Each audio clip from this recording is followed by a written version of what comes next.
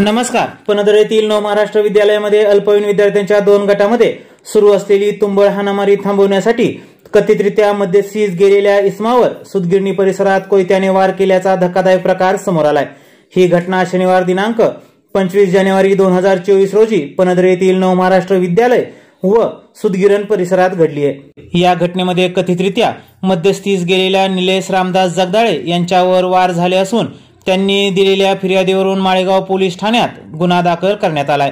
पोलिसांकडून मिळालेल्या माहितीनुसार नव महाराष्ट्र विद्यालय व कनिष्ठ महाविद्यालयातील कॉलेजमध्ये अल्पवयीन मुलांच्या 2 गटातील वाद सोडवण्यासाठी सुतगिरणी परिसरामध्ये गेले असता त्यांच्या खांद्यावर व हातावर वार करण्यात आलाय. या प्रकरणी भारतीय न्याय संहिता 2023 चे कलम 109, 351 पोटकलम 3, 117 पोटकलम 4, 189 पोटकलम 2, 190, 191 पोटकलम 2, 191 पोटकलम 3, शस्त्र अधिनियम कलम 325, 425 याप्रमाणे गुन्हा दाखल करण्यात आलाय.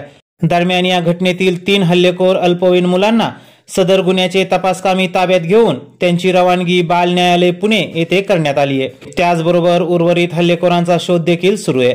दरम्यान या गुन्ह्याचा पुढील तपास अप्पर पोलीस अधीक्षक गणेश बिरादार, उपविभागीय पोलीस अधिकारी डॉक्टर सुदर्शन राठोड, सहाय्यक पोलीस निरीक्षक सचिन लोखंडे यांच्या मार्गदर्शनाखाली पोलीस उपनिरीक्षक अमोल खटावकर करीत आहेत.